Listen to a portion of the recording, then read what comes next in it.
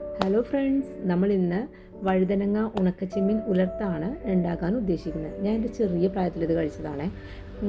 ഇപ്പോൾ ഇന്ന് എനിക്ക് തോന്നി അതൊന്നും കൂടി ഉണ്ടാക്കുന്നത്. നമുക്കതൊന്ന് ഉണ്ടാക്കി നോക്കിയാലോ? വായു. അതിന് വേണ്ടിയിട്ട് ഞാൻ 2 വഴുതനങ്ങ എടുക്കുന്നുണ്ട്. അത് ചെറിയ ചെറിയ പീസുകളായിട്ട് ഞാൻ അരിഞ്ഞെടുക്കുകയാണ്.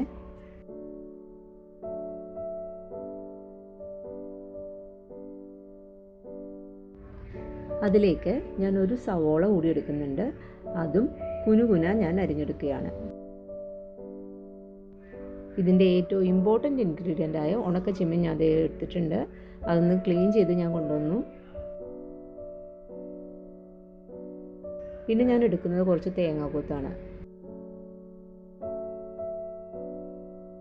ഞാൻ എടുത്ത ആ ഉണക്കച്ചെമ്മീൻ ഞാൻ ആദ്യം തന്നെ ഒന്ന് ഫ്രൈ ചെയ്യുന്നുണ്ട്.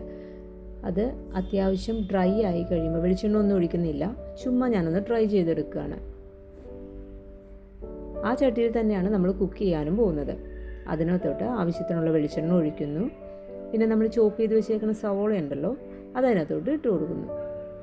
നന്നായി വഴന്നു വരുമ്പോഴത്തേക്കും അതിനകത്തോട്ട് കുറച്ച് ഉപ്പ്, മഞ്ഞൾപ്പൊടി എന്നിവ ആഡ് ചെയ്യുന്നു.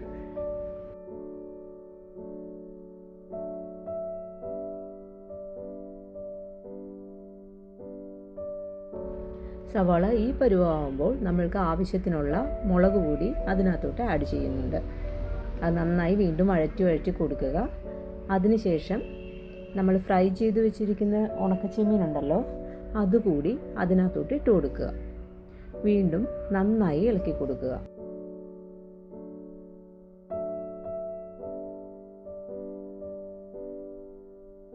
നമ്മൾ കട്ട് ചെയ്ത് വെച്ചിരിക്കുന്ന തേങ്ങാക്കൊത്തുണ്ടല്ലോ, അതും കൂടി ഈ സമയത്ത് തന്നെ ആഡ് ചെയ്യുക കേട്ടോ.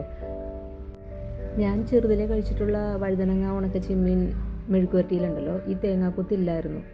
ഇതിപ്പോൾ ഞാൻ ടേസ്റ്റ് ഉണ്ടാവുമോ എന്ന് അറിയാൻ വേണ്ടി ഒന്ന് പരീക്ഷിക്കുന്നതാണ്. നമുക്ക് നോക്കാം.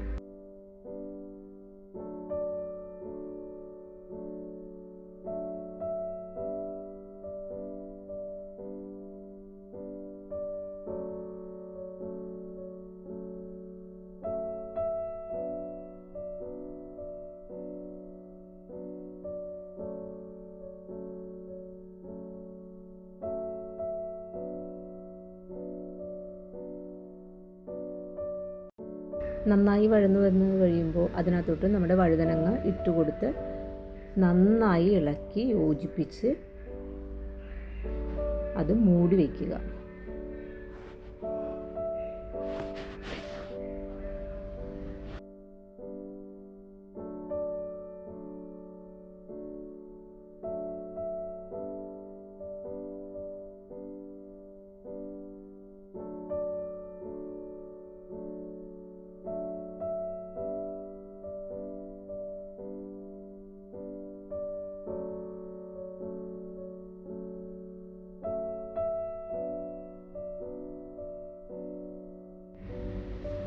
വഴുതനങ്ങ കുക്കായിട്ടുണ്ട്.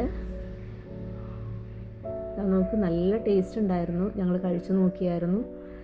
എനിക്ക് ഭയങ്കര ഇഷ്ടപ്പെട്ടു. നിങ്ങളെല്ലാവരും ഇങ്ങനെ തന്നെയാണോ ഉണ്ടാക്കുന്നത്? എന്നോട് പറയാൻ മറക്കരുത്. അതുപോലെ തന്നെ എന്തെങ്കിലും ടിപ്സ് നിങ്ങളുടെ കയ്യിലുണ്ടെങ്കിൽ അതും എന്നോട് പറയാൻ മറക്കരുത്. നിങ്ങൾക്ക് ഈ വീഡിയോ ഇഷ്ടപ്പെട്ടെങ്കിൽ ലൈക്ക് ചെയ്യുക, ഷെയർ ചെയ്യുക, സബ്സ്ക്രൈബ് ചെയ്യുക. അപ്പോൾ അടുത്ത റെസിപ്പിയുമായി അടുത്ത വീഡിയോയിൽ കാണുമ്പോഴേക്കും ബൈ.